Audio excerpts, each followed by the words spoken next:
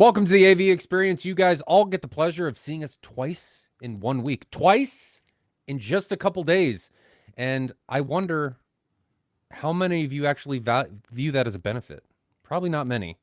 But we're going to talk about today one of the worst movies of all time. I blame Jonathan for wasting 2 hours of my life. Wasted. Gone. Just... I was complaining during the movie. I don't do that. And I'm writing text. Terrible movie. Horrible. Worst movie I've ever seen. And I'm writing quotes as this is happening. And it's just, you said you need a palate cleanser. I do need a palate cleanser. And then we agreed that Battlefield Earth may be that palate cleanser. Somebody said, we were in a group text. Somebody said, was it you, Ryan? Somebody said, is it worse than Battlefield Earth? And I said, yes. Battlefield Earth would be a palate cleanser. It's so bad. Well, because I hadn't watched it yet. I said that. I hadn't watched it yet. And you said this movie, and you said that How to Train Your Dragon. Yeah, not we both good. said, man, live both action. of those are really bad. Yeah. Or you said both were really bad. And I said, that is this worse than Battlefield Earth? And you said Battlefield Earth would be a palate cleanser for both of those movies. It was... Oh, man. That movie had no business being... It never should have been greenlit. A War of the Worlds movie. It should have, it should have never existed. No, they should have like seen how they how the investment was coming back and like watched the little screenplay and been like, no, we're done here. We'll move on and cut our losses. It's really bad. That was, what was your most memorable moment?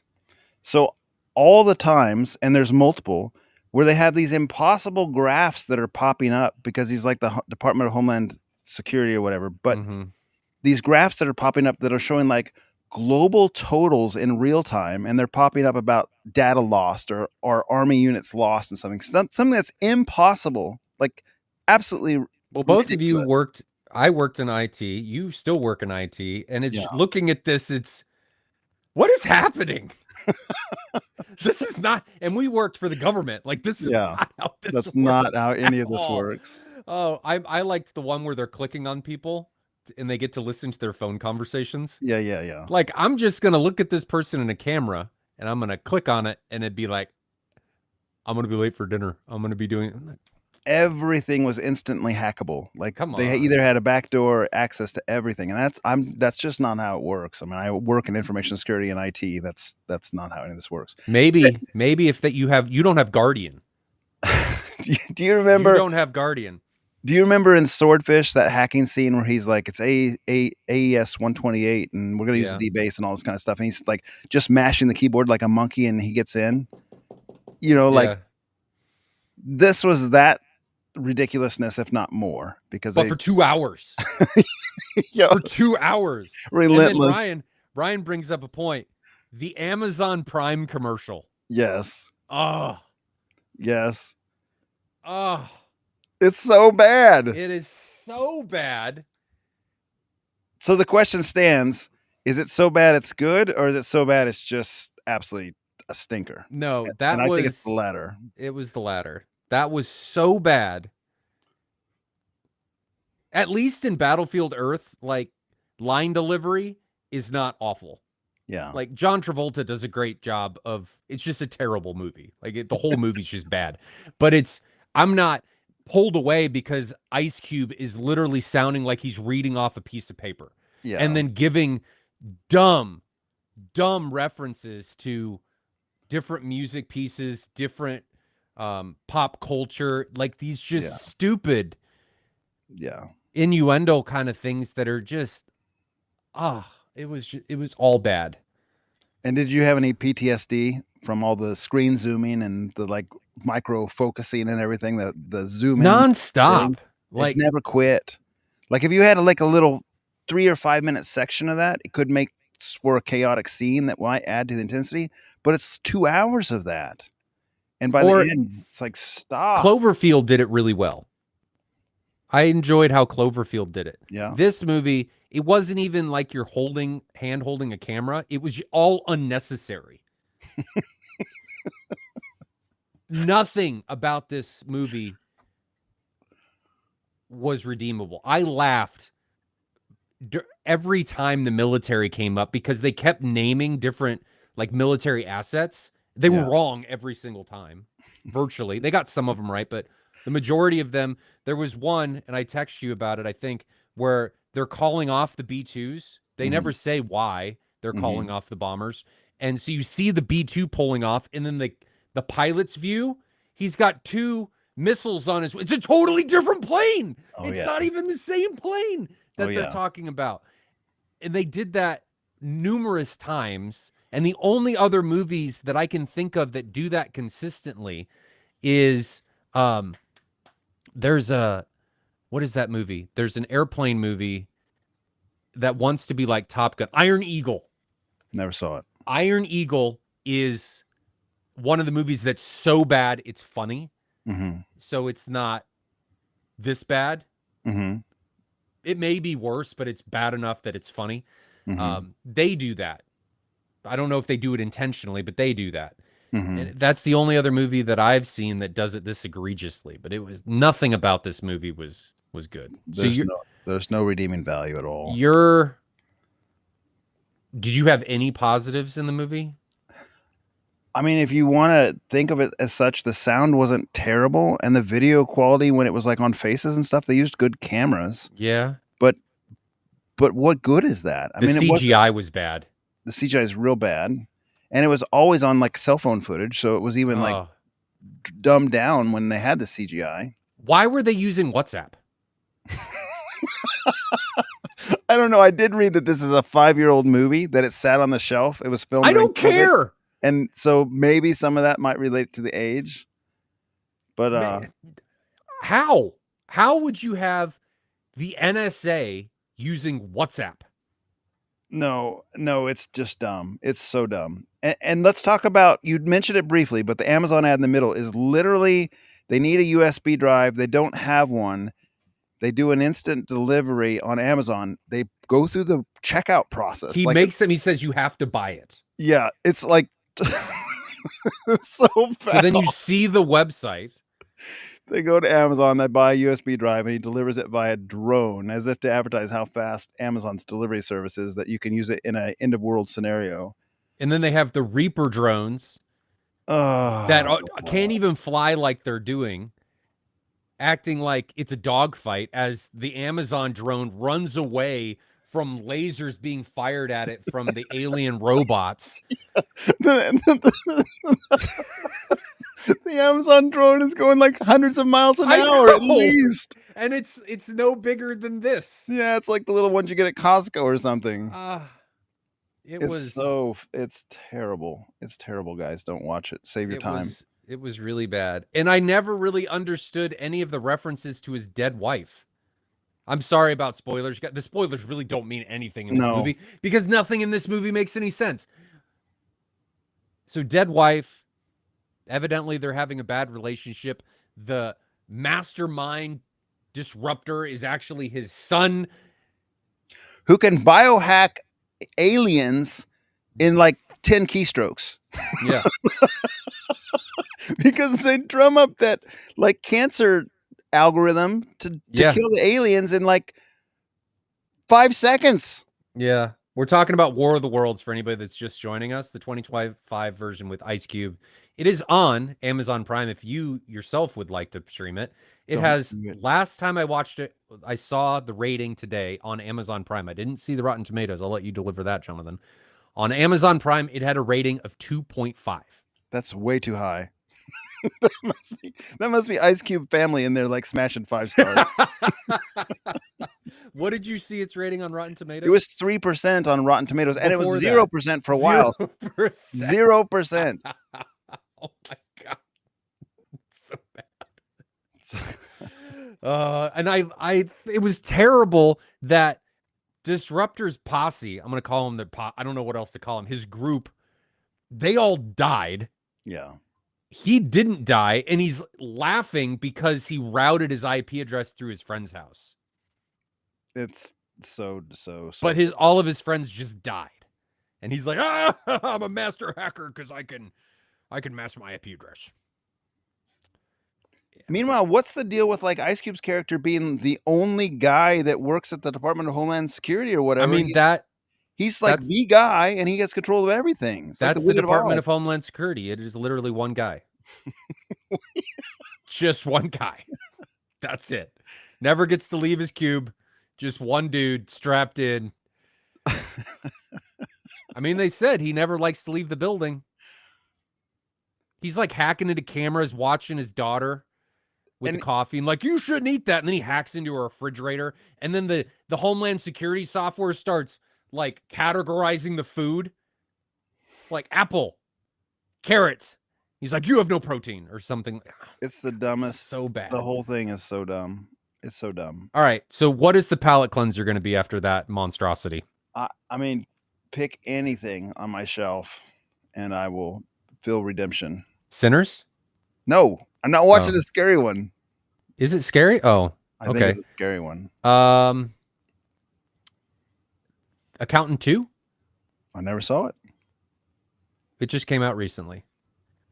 Or the other one that we could watch it as a group is, we'd have to do it here, is Superman. Just dropped on K-Skate. Oh, yeah, that'd be fun.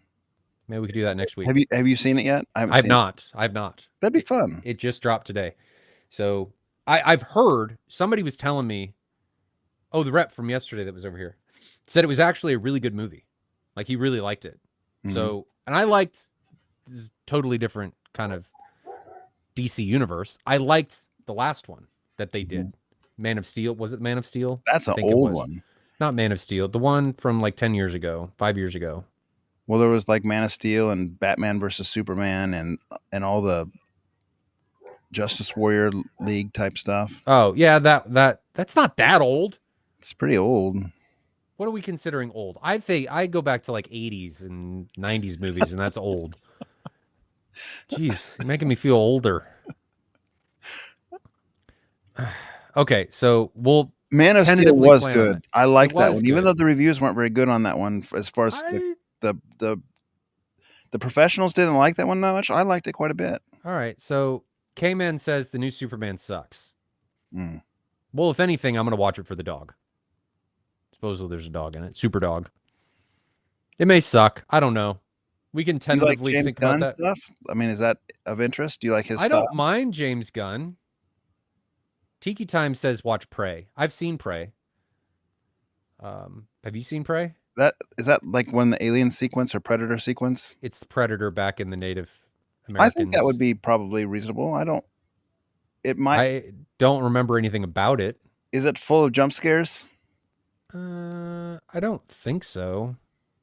It's okay. I'll hold your hand, Jonathan. And then Alien Earth just dropped today, or the last couple days. So I'm excited to watch that. That's a series on Hulu.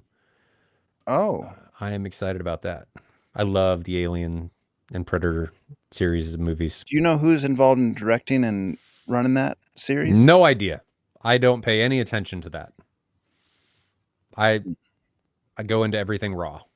Just try and avoid as much of theatrical trailers, as much media as I can, not knowing anything about anything, and go into it. And that's where we are. So talk about briefly the other one that I watched with my family last night. We watched How to Train Your Dragon live action 2020. I've seen that. I love the cartoon from cartoon's very good 15 years ago or whatever it came out. This one it was like a cheap imitation to me, on all fronts pretty much. Mm-hmm. And my kids felt the same way. I was kind of surprised because they were really looking forward to it. And all of them were kind of disappointed. We talked about it a bit today, and they all said that it missed the mark. It basically could have been really good. The CGI was great, if I'm remembering correctly. The problem I had, much of like what I had with War of the Worlds, is the acting and line delivery was so bad. It was B grade for sure. So bad. It's not even B grade, because I said this earlier. Battlefield Earth line delivery, great. Terrible movie, terrible everything. John Travolta, excellent. Yeah. Should have won a Grammy for his performance in Battlefield Earth. You might be like a standalone on that. Could have been the shoes, but the line some of the actors' line delivery was really bad in that movie, but some of them were really good. Everyone in War of the Worlds, everyone in How to Train Your Dragon, with the exception of the guy that did 300, the main guy in 300. Gerard Butler. Yeah, he was fine. But even I have this to say about that performance. In the animation, he does a great job with the voice either way. But in the animation, Stoic is larger than life. He's just like a giant, cool Viking man. And in the real action serial, Gerard Butler is like just a normal sized guy with a bunch of fur on. But when you're doing a live beard. action, I think that's a little bit more difficult to do. But I get what you mean. They potentially should have made him larger. Somehow, somewhere, picked a different actor or something, and I don't know, man. He didn't have the same screen presence. Come on, at Hollywood, all, make the guy fat. The same voice. Make the guy fat. You picked a jacked guy for somebody that should have been fat. What's up? Yeah. All right, so people are saying Prey, Superman. I'm getting mixed reviews, but I'm fine with either way. Don't care. It's 50-50 on the Superman stuff. On what people are saying. Tiki Time says Prey got a 94 on Rotten Tomatoes. It was good. I know I don't remember anything about it. Any other suggestions on movies? I want to watch Sinners. Maybe I'll watch that with my wife this weekend. Because I think she asked me about it. I keep reading how good it is. Like, it's all over Facebook. It's all over AVS. The Atmos on text is groups. supposed to be amazing. The dance party scene is supposed to be off the hook with the audio. And I'll rate it for you if I think it's too scary for you. I'll be honest. I'll tell you if I think your degree of what you feel safe with is much. I mean, can you watch Blade? I haven't watched that since high school. I don't remember that being terribly scary for some reason. Okay. So I'll rate it. I'll give you kind of what I feel like a movie, what movie I think it's like, and then you can make a determination. But you weren't scared at all in 28 Days, and I was crawling out of my skin. Yeah, but it's still a scary, like, that movie is meant to be scary. I get that. So I'll give you an idea of what movie it's like. I'm just a disturbed human, okay? I don't know. Prey was good, but unrealistic. I don't know. I enjoyed it. Okay. Any other movies? On the How to Train Your Dragon thing, just to finish up that line of thought, the actor who did Hiccup, I thought, did a really good job. And I thought pretty much all the other kid characters were bad. Yeah, I mean, I thought he was the star in that to me. The actor who played Gobber was not good. The actor who played Stoic didn't have the presence, like I said, Gerald Butler. It just, even Hiccup didn't have the same charm or appeal. Mm-hmm. Like, my kids were saying Hiccup seems scary in the live action thing versus drawing or friendly. Yeah, they made the movie too dark. Literally, as on another topic on that same thing, yesterday when we were getting ready to watch it, the kids were all excited. Like I said, they've been talking about this for months. So they went out to Dollar General and bought a packet of candy each, what they wanted. So it'd be like kind of a movie theater experience. We're doing this the right way. And before we started, during the day over Jonathan handed out all of their phones. They could watch it on their phone and their Apple Air. Earphones. Over lunch, I said, which projector do you guys want to watch it on? The Epson or the JVC, the QL3000 or the NZ500? And there was a little bit of a controversy, but it was 3-2 that they wanted to watch it on the JVC. So my wife and my oldest wanted to watch on the Epson, and the younger ones wanted to watch on the JVC. And there was all kinds of discussion, like, well, this is going to have a lot of dark scenes from the trailer, so we should watch on the JVC. What have you done to your family? We'll hear this out. So I didn't vote. I was just letting them hash it out and kind of enjoying it. I actually took like 3 or 4 minutes of recording of it because I thought it was really funny to hear it just kind of a fly on the wall, hear them talking about it. They're arguing about it even. It's getting intense on which projector they should use. We start the movie and we're not even 5 minutes in. I mean, truly not even 5 minutes in. And all 5 of them are like, Jonathan, Dad. My wife's saying, Jonathan, turn the JVC off. Let's fire it up on the Epson. It's too dark on this. Like, we need it to be, because the movie starts so dark and it's so dark. So I said, we're not doing a switch until we're at least halfway into the movie. We're not doing it. Oh, Jonathan, it's not a Jonathan approved switch, so we're not going to do it. Family, no. Just So we waited about 45 minutes and we switched it. And then at the end, I asked them, so which one did you like better, the Epson or the JVC? And this isn't universally the case. Like, we've watched other movies and that's not the case. But on this one, it was universal. Everyone liked the QL3000 because that extra brightness was so just maybe they fantastic. didn't like it because they couldn't see the entire first half of the movie. Well, so the darks were dark and that movie starts dark, but then the brights have no pizzazz. They don't. And the QL3000 brought the pizzazz. I couldn't think of anything to say. So you didn't like that one. We've just been on I watched Jurassic Park Rebirth. You guys know that. We talked about that last time. Yeah. That was awful. What is Hollywood doing? I don't understand They're it. just bad. I don't understand it. Bad. Sinners, great, but Sinners is an original plot. They're not remaking anything. So excited about that one. What do you think Tron Ares will be good? I've seen nothing on it. I'm blind to it right now. I'm blind to it too. Tron Legacy. Yeah, that was excellent. Is Tron Ares a series or is it a movie? I don't even know. I don't know. I know nothing about. I just know that it's coming. That's all I know. I mean, I'll definitely check it out. Okay. John McAdoo drops $20 USD. Hey, Much thanks, appreciated. John. Yeah. Says, thanks for the knowledge and entertainment every week. Well, we try to do something, and I think you guys just like to watch the train wreck.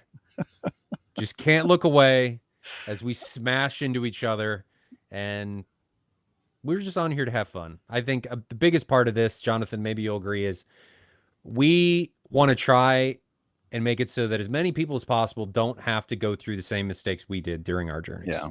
Yeah. Because it can be expensive. You can look at something like, well, I should not have done that. And if you don't know any better, you're kind of stuck with it, and you just have to learn from it. But John, I very much appreciate that. Yeah, it's real nice. Thanks, man. Hopefully you enjoy it. Seem to, but hopefully you do. Hopefully you continue to. And if anybody has any suggestions about how we can make things better, don't hesitate to let us know. I can't promise that we're going to do it, but you can tell us. Is my mic sound crackly? A little bit, a tiny bit, but not tiny bit. Yeah, I mean, it's like, hey, did it redo it on the restart this time or not type thing. I didn't restart anything. Stupid restream. Okay, well, you guys can suck it up this time. All right, you got anything else? The first comment of the show that we didn't really pay attention to at the time, but I thought it was funny. I think at this point, our audience is so like not unsure of what's going to happen. Like the plots of some of these movies. Schedule that we've done. We're just following in Hollywood's footsteps. Roll the dice whether we'll actually be here when we schedule. Yeah. Are they going to be on tonight? Are they going to be on tomorrow? Are they not going to show up? What's going to happen? I have no idea. We'll wait around and find out. Tune in next time for the time that Jonathan and Ryan may show up. Yeah. Maybe late. I mean, I scheduled this one 7 hours ahead of time, so that was a positive. That was 7 hours early. And we said on Wednesday we would do it Friday, and we did. It's amazing. My daughter asked me just about an hour ago, truly. She said, "Did you know Ryan scheduled one again for Friday night? Didn't you just do that Wednesday night?" I said, yeah, I know. We talked about it last podcast. Okay. Well, if you guys have any questions, feel free to put them in chat. I got to make my face stop hurting as I turn into a bright red tomato. I think as I progress to having less and less hair, I get more blood into my head and I just turn brighter and brighter red. I don't know what's happening. Joys of getting older. At least any you're other not movies? A fat middle-aged woman yet. It does look better. That's like 5 years. You don't need to show it on camera, but it does look better. You showed it to me earlier. Yeah, it's not quite as red. It's getting better. It's getting better. Did anything else happen? I don't think I watched any other movies this week. Nothing. We talked Wednesday, so I haven't Yeah, I done mean, it's anything like since 2 then. days ago. We both watched a couple movies. That's doing pretty good, I think, between our regular jobs and responsibilities. Well, we don't work. I We act do. like we do. I don't know that you do. I work. You tell me sometimes that you're on call, and then I don't know. I mean, that's as far as it goes sometimes. Yeah. So I don't. Maybe you do. Maybe you don't. It's kind of how the whole government goes. Maybe they did it. Maybe they didn't. Who knows? Oh man. I'm kidding. I don't know what that. Yeah. Gary Pye says maybe some form of a schedule. We used to do every Sunday, and then Jonathan's real life got in the way, and it just threw the whole thing into chaos. Yeah. I blame Megan. I did. We started a Bible study on Sunday night, and then since then we've never found a rhythm. We just kind of show up when we show up. Yeah. Catch us when you can. Sometimes I'll jump into Restream and just say, Jonathan, want to go? And he just says, yeah, no, we don't do that. We talk at least the day of, maybe an hour before. It's close. So MW says, what do you want to see at CEDIA?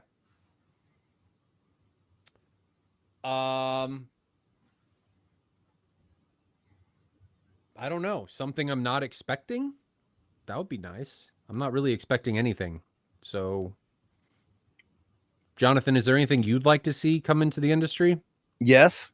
What? See Bitstream on the Apple TV 4K. Can you make that? Would be nice. I don't think that'll get announced at CEDIA. Then maybe the new Apple TV device could, right? They're supposed. Rumor has it there's one coming this year. Why? Because they haven't released one in 3 years, and it's time. Has it been 3 years? Oh my God. Well, by the time that was 3 years ago. It might. Was it 2023 or 2022? It's either 2 or 3 years. I'll look it up. You keep going. I don't. What else? More progression on cheaper TVs. So bringing the OLED price down. More progression on cheaper LED walls would be nice. On good, not garbage. Yeah, it looks like it's 2023, the last one released. So a couple years at least. Next year. That'd be 3 years. Next year would be 3 years. So yeah, they may announce it at CEDIA. Ryan Kramer says 22.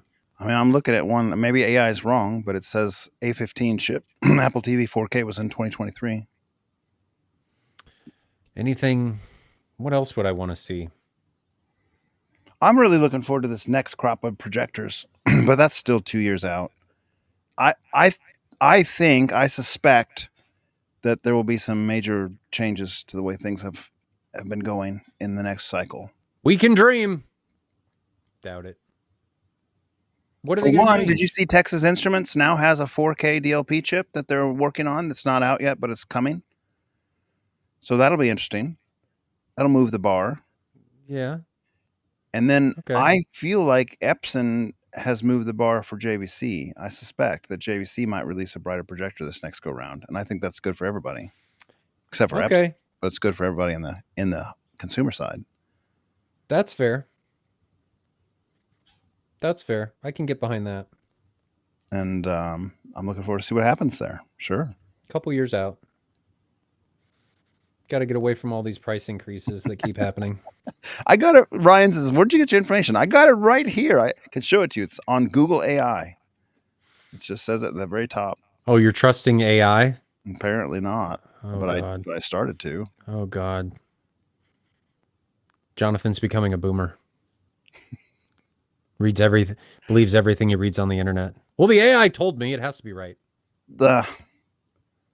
If it came out in November 3rd, so this November 2022, it's pretty late. This is something that would be cool. A digital or Dante version of the Marantz AV10 or 20. That'd be cool. Has anyone done that successfully? I've heard of like the JBL processor does it. Storm has it. They click. There's clicking in it. There's like issues in the early iterations of it. I don't know if they ever got that stuff shored up. I don't know. The original runs of that had problems. I haven't heard anything negative about it lately. That doesn't mean it doesn't exist, because I don't usually use that. Originally they did. I don't have a reason to as of right now. But that would be cool. More mainstream products using AES 67 or Dante. That would be nice. Mm-hmm. Can get behind that. That's a good suggestion. But those companies were not going to do that because they got to license it. Now they don't want to license those functions. That's my suspicion. So MW says Storm has it, which I knew, and he is right. Trenov is debuting it at CEDIA. So that's cool. Are they actually going with Dante or their own flavor of it? I don't know. I do not know. I mean, that stuff all has to be licensed at expense. Don't there you know. go. Big Street Cinema says the JBL still has problems with their integration of that. Well, I can believe that. What it was literally was clicking, like a time iteration, like a synchronization clicking that was happening between the amp channels to keep them in line. I don't know how right it was, but you could hear it enough where people were really complaining about it and saying it was unusable.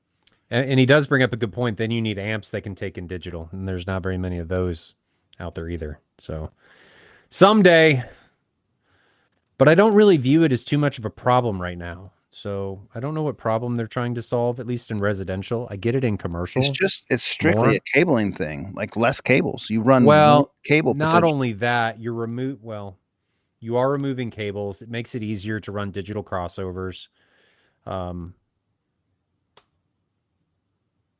Yeah. I get the idea. I just don't see the problem they're trying to solve in residential right now.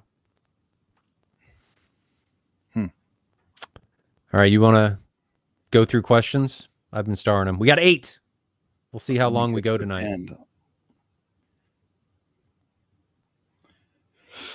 Okay, let's see.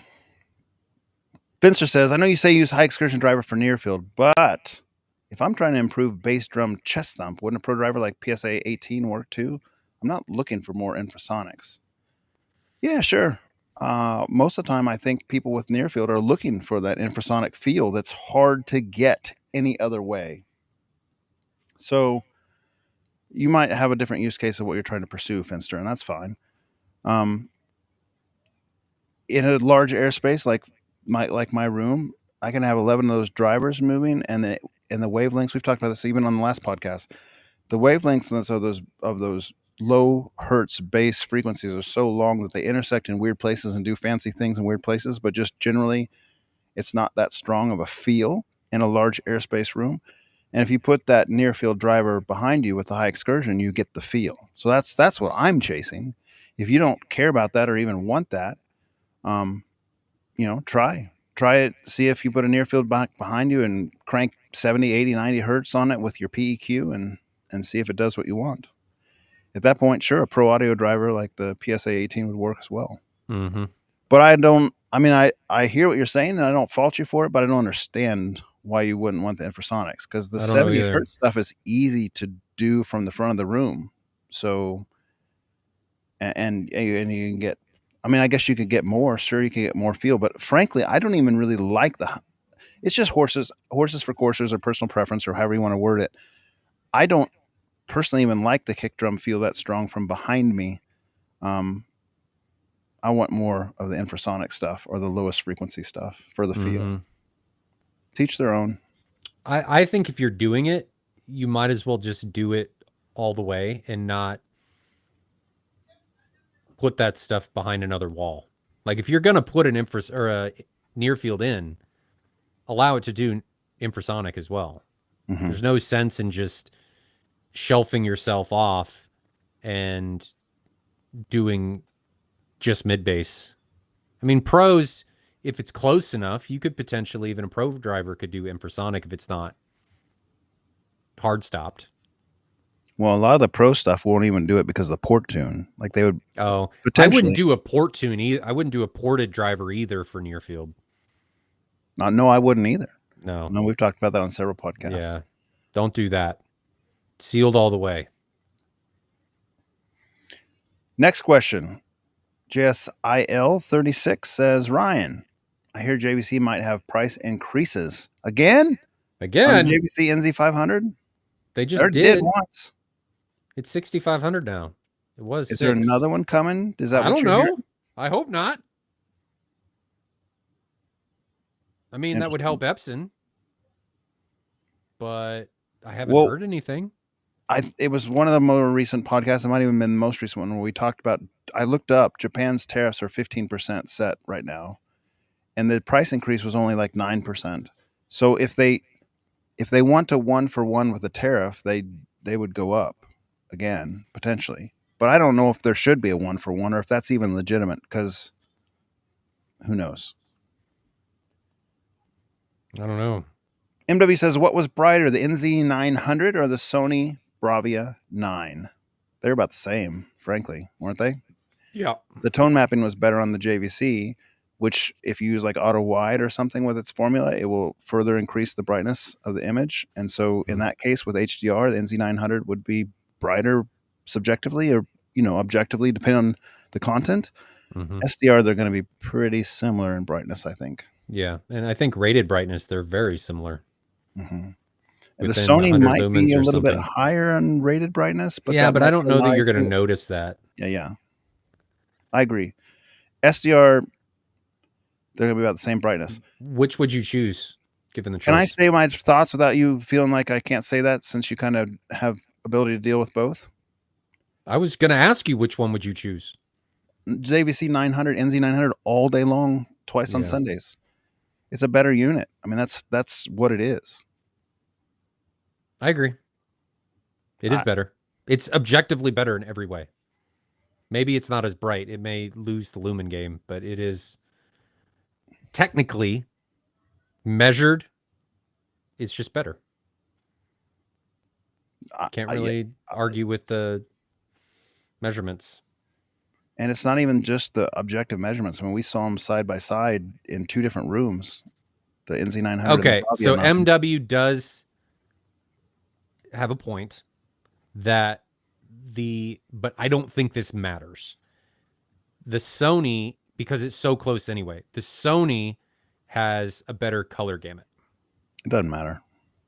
But you're not going to notice that. Unless you're looking at different shades of green. I don't think you're going to notice that unless it's so far out. And even then, nobody looks at a projector and goes, man, look at that color gamut. No. Doesn't happen. No. It's just, it's too subtle. Even if it's there, it's too subtle. But what you do notice is the better HDR tone mapping or the better shadow definition. Yeah. I mean, you can notice it. It's just that's not what you notice. Even on the Griffin. The Griffin does 100% 2020. Measured. 100% 2020. And nobody comes over and says, man, Pacific Rim on this is so much better color-wise than it's the brightness. Pacific Rim is this example. The best movie of all time. The standing example. The best movie of all time. Last podcast, I said your dumb little robot movie, and I was thinking about Pacific Rim, and I think you might have been thinking about Wild Robot when I said it because you're like, I like that movie. I was talking Wild about Robot's Pacific fine. Rim. Okay. Yeah. Best movie. Dumb little robot movie. I'm gonna kick you out of the stream. You probably will. I'm gonna kick you out of the stream. You probably will, or you're gonna kick me out of the stream. Oh man, yeah. You now. So again, I'm not saying you can't notice. I'm just saying that it's not something that the average Joe off the street is gonna look at and be like, "Man, the green on that is better." They're gonna notice it's brighter, and the green probably is better, but that's not what they're gonna notice. Sony has a better remote. Okay, yes, they do. They win that, no question. That is JVC's remote is terrible. Terrible. It's actually pretty good. Like when we saw the remote, I thought this is a nice remote. It is, but that's because we're used to using JVCs. And those are bad. The worst. Those are really bad. Who has the best remote? Harris, your remotes stink. Who has the best remote? Sony's or Epson's are way better than JVC's. I mean, I don't know about all the little Chinese players. The Valerian. How's the remote on the Valerian? I don't know. We saw it. We touched it. It was metal. It seemed nice. Don't start lighting fires. Don't do that.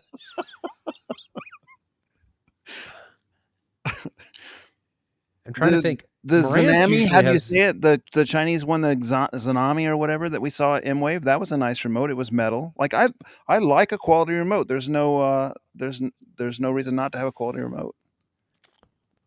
We're on a weird topic when he's asking about which flagship projector is better, and we'd go into the remotes. Well, that's because JVC's remote is that bad.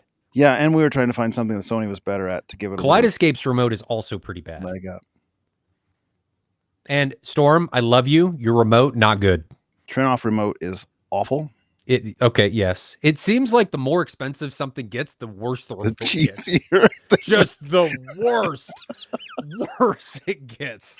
It is awful. Do I have it over here? We can't hear you when you're 6 inches away from your mic. Do I have it over here? No, I don't. I thought I had the Storm remote over here, but I don't. The Storm remote's very similar to the JVC remote. It's like they looked at JVC's remote and goes, man, look at how sexily bad that remote is. But do the buttons register on the Storm remote? The buttons you can feel are individual buttons instead of like one surface. Sheet of plastic that's cut. You have no idea where your thumb is until you turn on the 2.5-second backlight that turns off immediately before you can read anything. That's pretty... Only to push the button 10 times to have it register 5. Skylake says the turn-off remote is like those remotes on the on TV you find in a $5 discount. Man, it is. That turn-off remote is bad. Talk to your people at Turn-Off. Talk to John. Say, what are you doing? Well, I mean, the reason they do that is because nobody uses those remotes. It doesn't matter. It's like think about an Apple product. It's a look and feel. And if you see that squashy button mush mouth remote that they bundle in there that looks like a piece of $5 Chinese plastic, it's but with Trinov, good for their image. I know, but with Trinov, most people that buy Trinov are not end users. They are dealers that are implementing that remote. You guys, when you sell it, you don't? They don't. Usually when Trinov goes in, it goes in with an IP control system. So they never see the remote. It's all controlled via iPad or phone or a dedicated like Crestron or Control 4 or RTI or Savant remote. They never use the remote. It still sucks. That's not an excuse. It's still bad. It's very bad. But most don't see it. Same with Storm. It's just kind of there for... I don't know why they made a remote. I don't know. Next question. Moving on. On the Linus channel, I thought he said that Tech Advisor... I thought he said he was a tech advisor for the movie. And he's probably talking about our War of the Worlds? War of the Worlds movie. And they didn't listen to anything he said. They should have listened to somebody, whether it's Linus or somebody else. I think they listened to like the Amazon executive's kid who had all these little grand ideas to throw in there and didn't know how the world worked. And they said, you have to listen to him. I don't know who they listened to. No one? I don't know. Interesting that he was potentially a tech advisor. Maybe the script had already been written and they just went, well, the movie won't work if we listen to you, so... Maybe they wanted to list Linus as a credit on there to boost their image, but he wouldn't let them, perhaps. After that, he shouldn't have let them. If the mains of a port doing 65 hertz like the 70J1, wouldn't that region phase shift when the subs don't? So you typically cross your speakers up about an octave over your port tune. Like, so I'm at 90 hertz.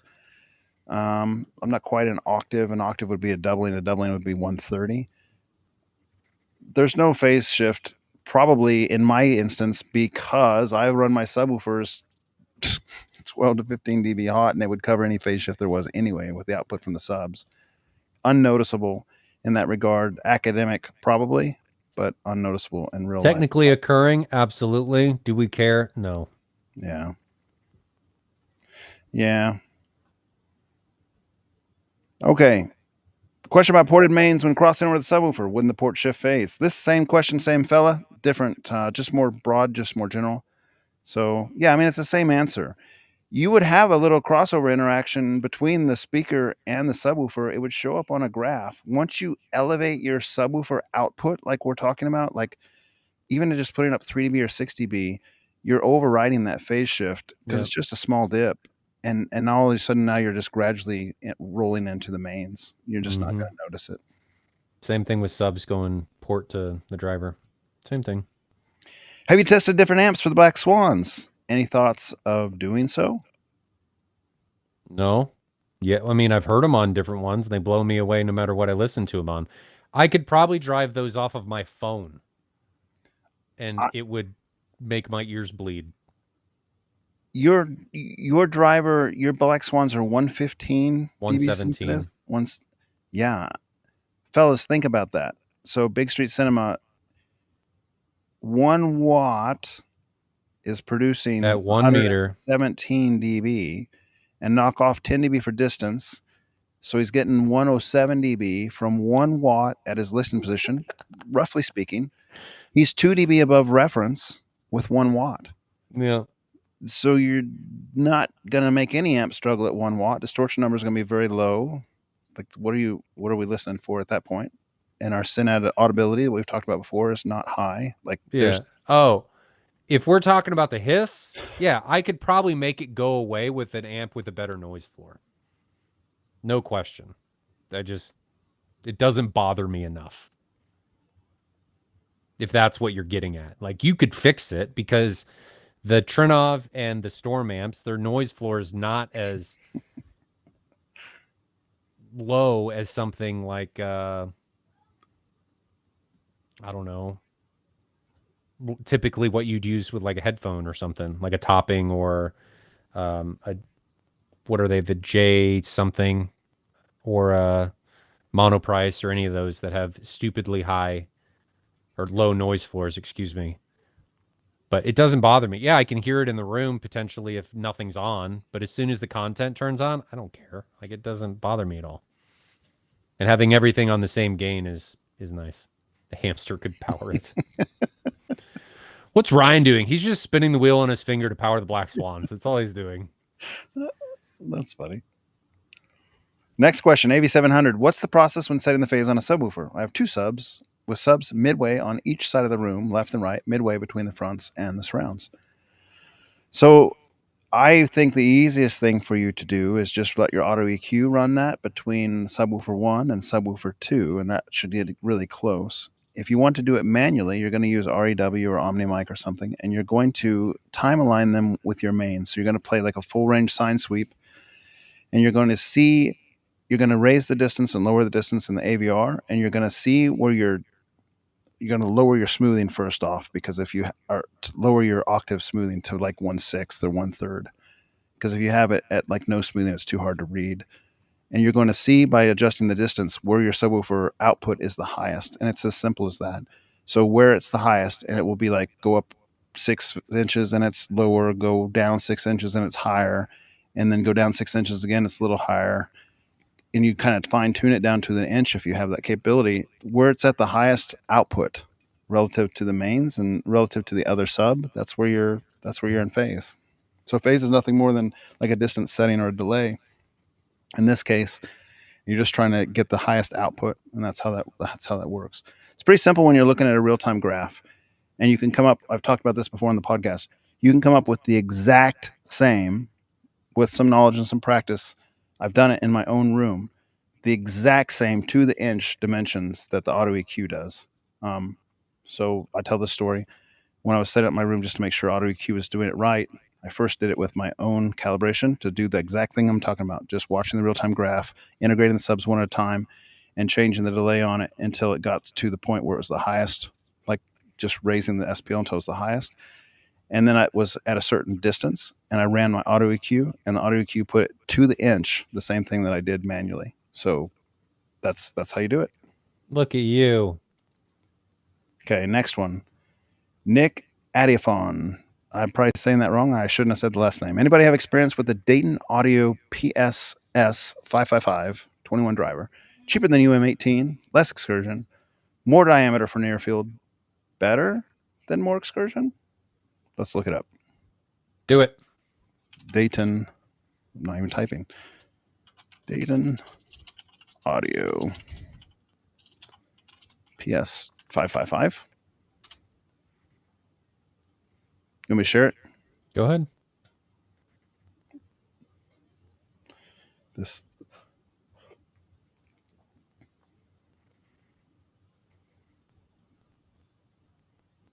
turning off HDR so that you guys don't get destroyed there. Share screen. Share. Okay, did it pop up? Mm-hmm. Accordion bass surround, 22 millimeter peak to peak. So not awful. Dayton typically underrates their driver. I think like the UM18 does 5 or 6 millimeter more than what it's rated for, so it could be similar here. That's 22 millimeters of full Peak to peak, it says. So it's really more like 11, depending on how they rate it. That's not great. What's the sensitivity is very high, so I think the Ultimax is like 88 or something. So you're going to get a free, 8 dB or something right there.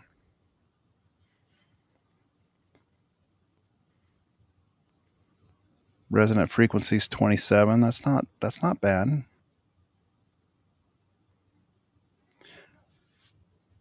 I don't know. It's just like we talked about with the other gentleman on here. My favorite part of the near field is when those drivers really get moving and they're moving a lot of air and you're feeling that feel in your back. And an accordion based surround is not built for that same function.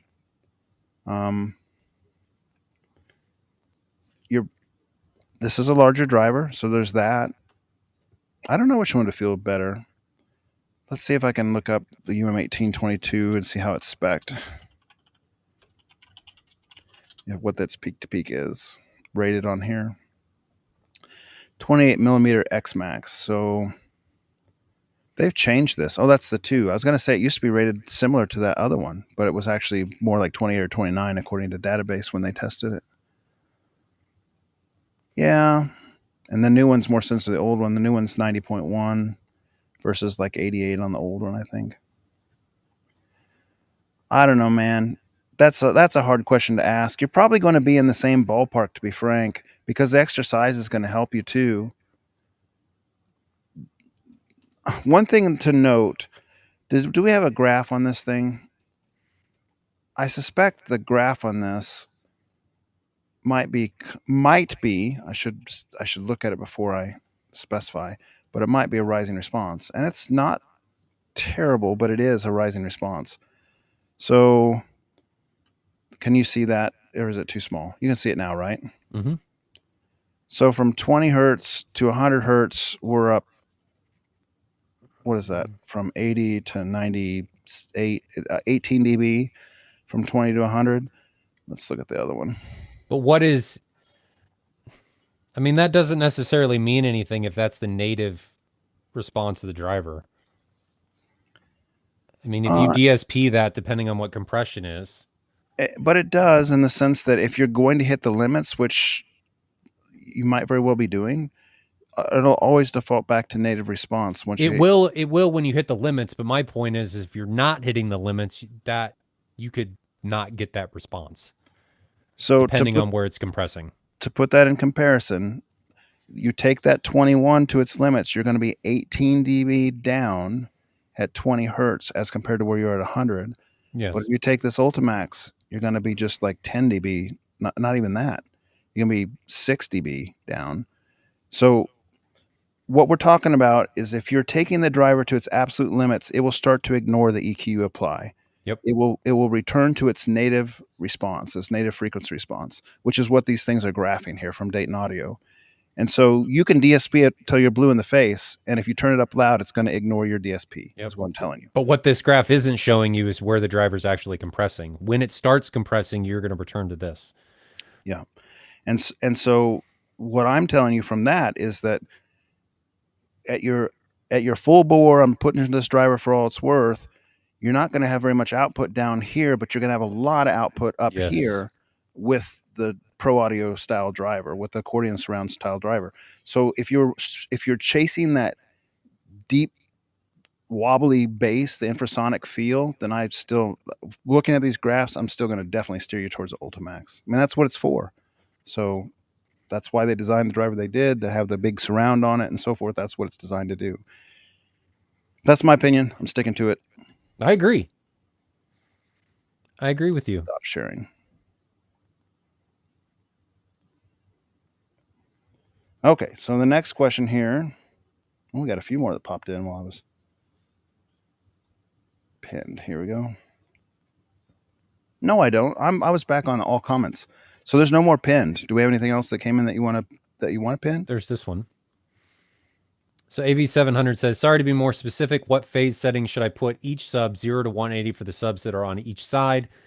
They're opposite each other on each sides of the left and room, left and right. So the 0 to 180 is a phase delay that's setting on the subwoofer itself instead of the receiver by like channel distance, like trim, like per channel. You know how you have a distance setting. That's basically doing the same thing in a different way.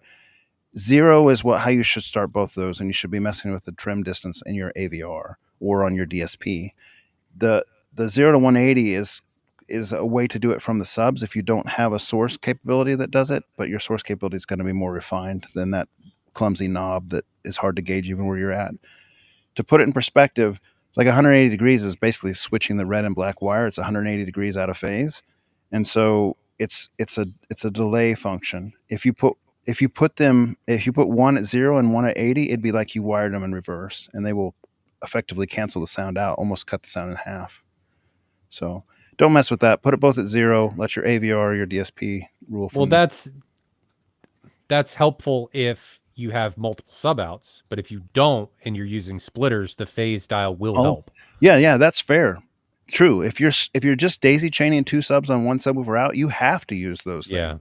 Yeah. Or a mini DSP and plug your single subwoofer out in the mini DSP and to do that, what you're going to want to do is if you're using a splitter, you're going to want to take a measurement, adjust the phase. You do one sub at a time, adjust the phase, take another measurement, adjust the phase, take a measurement until you stop getting an increase in output.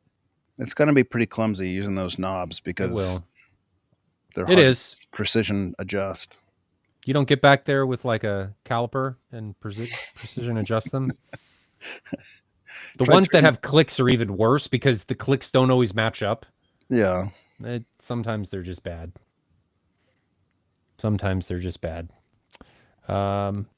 If you got 2 sub outs, and very specifically, you're processing 2 different sub outs with different EQ, with different time delays, with different SPL levels, like you're truly processing 2 subwoofer outputs, just put them both at 0 and run them separately. Mm-hmm. That's how you would do that. Yep. Tim Brussels, last question, unless somebody else asks something. Ryan, does a Martin Logan electrostatic vertical speaker, so like a traditional electrostatic speaker that's standing up, work as a center channel instead of that horizontal one on the floor? I mean, yeah. Unless are you talking about laying a vertical one down on its side?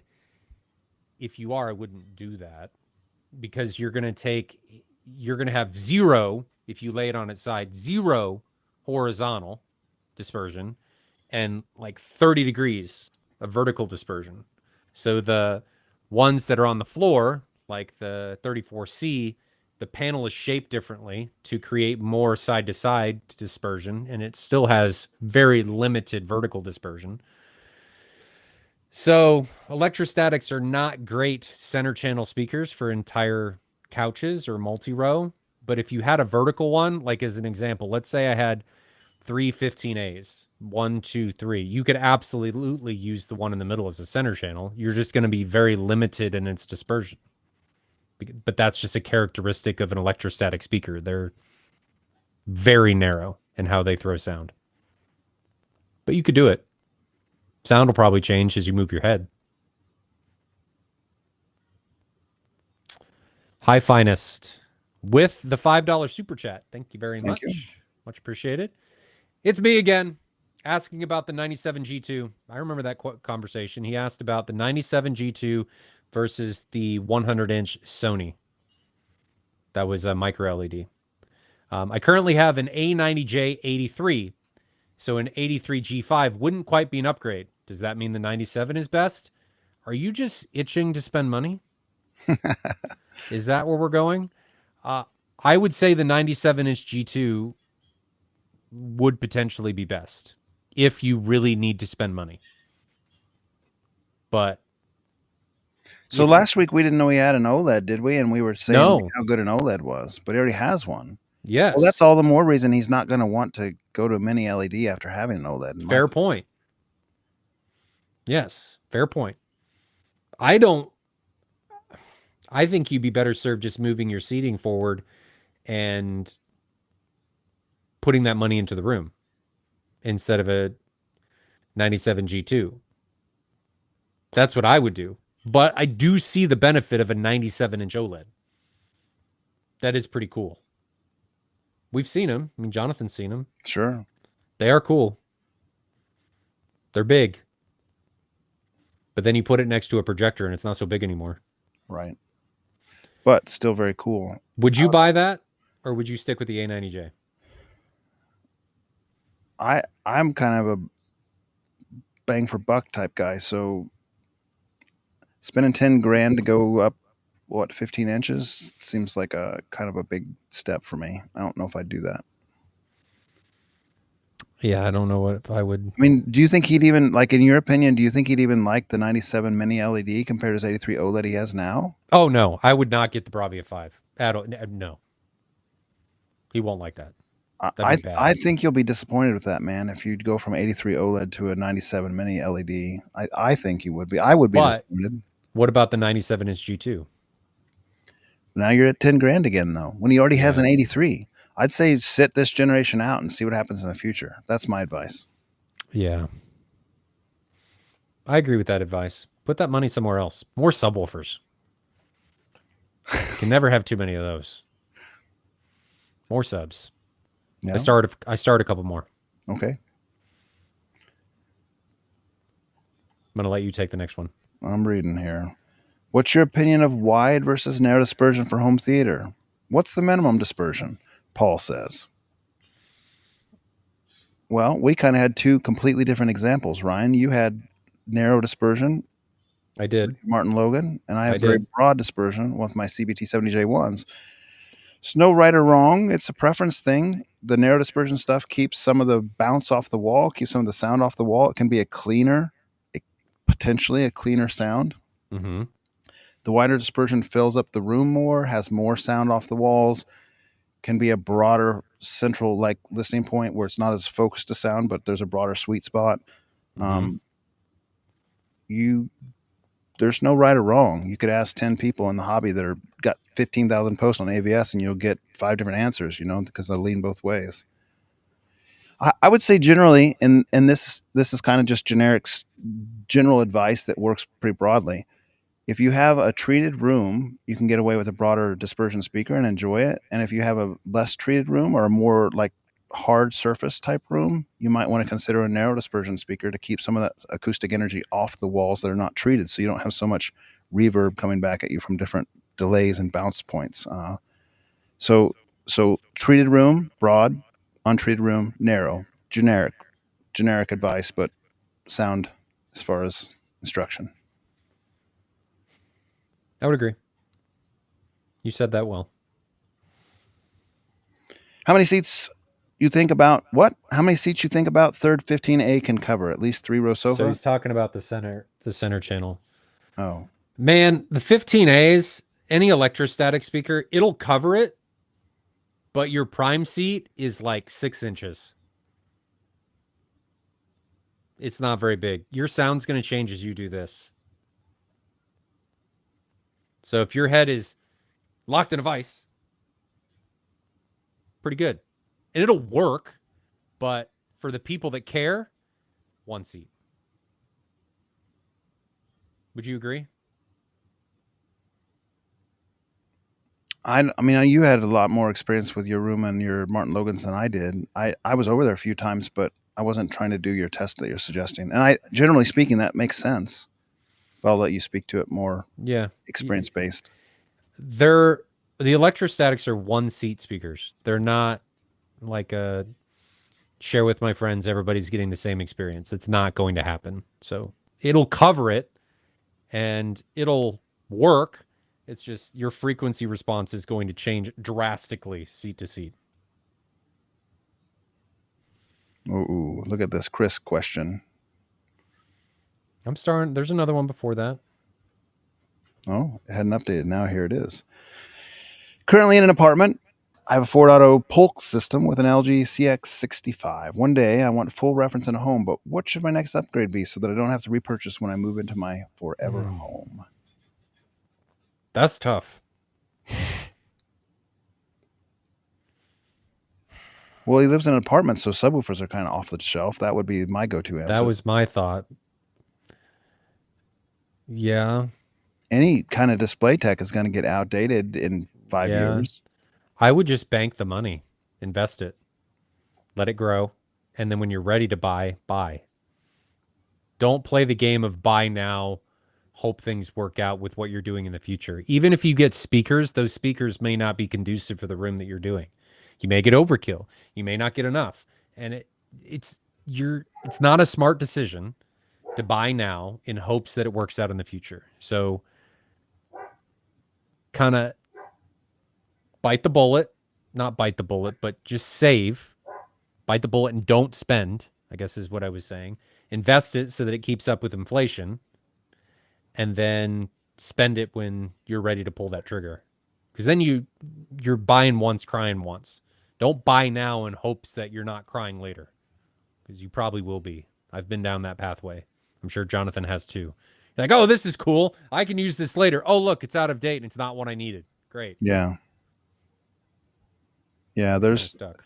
It's hard to find like something that lasts forever in this hobby besides a favorite set of speakers and a favorite set of subs, because other stuff just changes. But the problem with speakers is you don't know what your requirement's going to be for that room. Mm-hmm. And then you're either going to overspend or look at Ryan Kramer's suggestion. He's smarter than us. Clearly. Well, that's a good choice. Clearly, yes. He is smarter than us. Ryan, that's a good choice. Hats off. Listen to that. Listen to that guy. Get some transducers. Yeah, like why not? Learn to dial those in, because that's going to make your pinnacle home theater when you get your own house all that much better to have that knowledge. Yeah. But failing that, I would invest it and just wait. Here was the suggestion for anyone who might not be watching the chat. It said, how about a seat shaker? So he doesn't bother the rest of the apartment neighbors if he wants to have an extra tactile feel and not shake the house. All right. He liked the answers, even if we didn't give him the best one. He liked it. So that's good. I thought it was the best answer. It just wasn't the most fun answer. What? Adam, what does this mean? Is this some sort of innuendo? The wife likes narrow dispersion speakers and small gauge speaker wire. I'm not sure what he's meaning there. I could say something, but I'm not. We'll leave it alone. There could be an innuendo there. Super chat. Oh, sorry. That one is. Go ahead. Super chat. Hi, Finest. $10 super chat. Thank you very much, my friend. Much appreciated. Ran my first Dirac calibration on my new AV10 and love it. I can't quite get the bass right. Sounds bloated. How steep should I make the ski jump? I like a lower crossover on my 802 D4s. 802 D4. What is that? Bowers. Huh. Yes, it is. You're correct. Look at you knowing that off the top of your head. It's like I work in the industry or something. What the heck? I wouldn't have known that. You got me. So he can't get the bass right with his sub integration into his towers, his B&O towers? No, he just says it's bloated. You're not a big fan of Dirac's bass correction right now, from hearing you talk in the past. Has that changed? It can do it. I'm trying to think of what would cause it to sound bloated. My guess is there's a phase problem and you're turning the volume up in order to compensate for it. Or you're chasing, that's my guess, is there's a phase issue that either Dirac can't fix because it's a room issue or something similar. I would measure it and send us your measurements and let us know, but I'm guessing it's phase. So I don't have Dirac on my AV10, once you've run Derek, can you change the crossover point on the AV10, or is it locked in? No, you can't. That would be nice if we could just tell him to raise his crossover point and let the subs handle it more. It could be something as simple as that. Yeah, I don't think you can. But run an REW sweep and look at what that tells you. Do not rely on what Direct tells you is the estimated response, because it's going to be wrong. So take a sweep and then send that to us if you want, and we can tell you you've probably got a phase problem and you're chasing volume to try and get tactile feel, and it's creating a bloatiness. Can you tell us a little bit more about how you're describing bloaty too? I'd like to know more about like more adjectives on what you mean by that. Like bloated could mean it's too much. It could mean like it's sounds like it's struggling. It could mean a phase issue, like something says doesn't sound quite right. But I want to know how you're defining bloated. Do you have REW as well, like he said, or OmniMic or anything? We got another super chat here from AV700 just for our conversation in the past with him. Thank you, man. That's nice. Appreciate it. Much appreciated. So what else do we got in here? Are you kind of pinning more still? Or do we have more? There is one. So there's this one. This one just came in. So he's asking about Martin Logan, and I guess he was thinking about speakers to invest into. It's not that Martin Logan's bad. It depends on the experience that you're trying to get and what your overall expectation is. If you're like the Martin Logan sound and you don't care about anybody else in the room, you're a home theater narcissist, like I myself can be, then they can be great speakers. It doesn't mean they're bad, but you should always get a speaker that fixes or allows you to attain whatever result you're trying to do and allows you to fix any issues that are in the room. They should be used as a tool. They should not be bought as something, oh, this looks cool and I like how this sounds in a vacuum. You really need to evaluate how they interact with the room and what the overall result is going to be from that. So the JTRs are good. Ascendo is going to deliver that. If you're not chasing reference, Kef is really good. JBL on their commercial stuff can be great. I'm not a big fan of the JBL stuff necessarily on the residential. Doesn't mean it's bad. That's just a subjective opinion. A lot of people love the JBL stuff. Do you have any other suggestions for him, Jonathan, for speakers? And we've talked about it before. There is I'll demo my speaker for other enthusiasts thread on AVS forum. I'll link it real quick. You should see if there's anybody in your area that would let you demo their speakers. Sometimes there might be a dozen people in your area, depending on what city you live in, that are AVS forum enthusiasts and that are happy to share their room and let you hear what it sounds like. Or make the trip to Kansas City and we'll ruin you forever. Then there's always the thing we talked about in depth last week about how the setup and the EQ and the auto processing for auto EQ could dramatically change the way the speakers sound. So you have to take some of it with a grain of salt. But it's still a good idea to kind of like broaden your horizons and listen to different things and see what you like. Let's see, speaker. I'll demo my speakers for other enthusiasts. Right. So while you're posting that, I'm going to move on to High Finest. So High Finest gave us some more information about his bass issue. So he says it sounds like it's in phase. He says it's tight.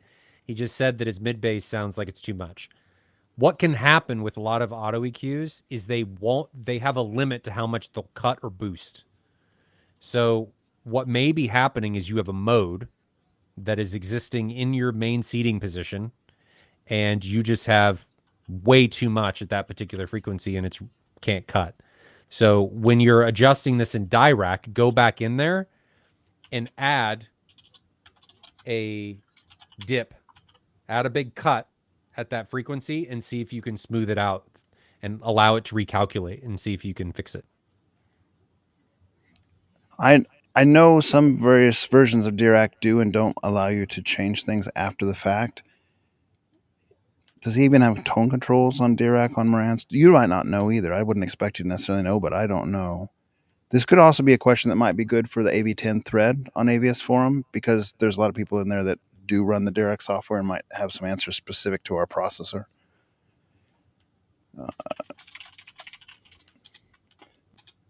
So I put the question mark in there for Tim. Did we lost our show on stream? Here we go. So it's there at the top. I thought you did that intentionally. Mm-mm. Oh. There's the link for the I'll demo my speakers for other enthusiasts. If you Google it, you'll find it as well. And that by city, there's a lot of different options. So maybe there'll be something near you. I think that's it. We reached the end. A little short one. That's Hour all and right. 15 minutes. So did we decide on what movie we're going to watch? We're going to talk about it a little bit more. It's between Prey and Accountant Superman. 2 and Superman Accountant 2. and Prey. I haven't seen Accountant 2. I have not seen Superman. I've seen Prey, but it's been a while. I don't remember. I think Superman could be fun, and we could resume at your place or at one of the other Kansas City hosts. We that sort of died already. We need to pick it back up again. We tried to carry it, and then it went. Maybe we just need to alternate between us, and then if it just becomes you and me, that's fine. I'll go have a date with you. It's fine. Order pizza. Have the Apple TV remote go out of control on us every time. It's fine. Just it's good. So Superman, we'll do Superman. Better for worse. That sounds good. We'll figure out a day. Skipped my Atmos question. Oh, that's Chris Coulter. There was an Atmos question. I missed it, but I was watching the pin stuff. Oh, where did I miss it, Chris? Oh, no, you missed it. I had it starred. Want to add 4 Atmos to my 5.2 living room set system. This is the last question. Will I lose out if I do not do non-aimable in-ceiling speakers versus aimable or surface mount with angled baffles aimed at the main listening position? Balance, clean look versus function versus money. The triangle. You're going to miss out if you don't aim them. Yeah. I would always recommend you aim them. And it's not really okay to put it way off axis with an aimable tweeter either. No. Because the woofer has its own dispersion pattern that you want to try to accommodate as well. The really, usually, not always, but usually the thing that's aimable is the little tweeter. Yeah. And the woofer's just firing wherever it's firing. You can't, there are speakers, Martin Logan makes them for in ceilings that are angled. The whole speaker is angled. They've got an M6 HT. I think they've got an M8 HT, and they are the whole chassis, the woofer included, aims at like 30-degree angle. So you could do those. I don't think Kef has anything. I don't know if Focal does. There's other manufacturers that do, but either do that or do traditional speakers and mount them on ceiling. Or something like an Ascendo and do like a wedge that gives you a 30-degree offset with a on-wall or on ceiling. Would you agree, Jonathan? Yeah. In-wall speakers are always, in my opinion, always a compromise. Well, I haven't met in-wall speakers yet that have blown my socks off. Have you? I mean, you can put the Ascendos in wall. But does it come out better than the Ascendos that are not in wall? It's the same speaker. You're just putting it in the wall. Yeah, but the angles are not aimed at MLP, or so your dispersion patterns are not. It still has to be aimed at the position. If you're talking about that you can't aim them, then yeah, I agree. There are some, like Perlisten makes a really good one that's in wall. Kef has some good stuff, but you can't aim them unless you're building boxes and having them kind of come out of the wall, and then you might as well just put an on wall on there. Makes it easier. Aiming is really important. But if you're balancing like the look, the clean look, the function, and the money, you're probably going to want something like an angled in ceiling that brings the angle, because it's going to give you that aesthetic of not seeing it. It's flush with the ceiling. Now are we done? I think we're done. Okay. Was there anything else that I missed?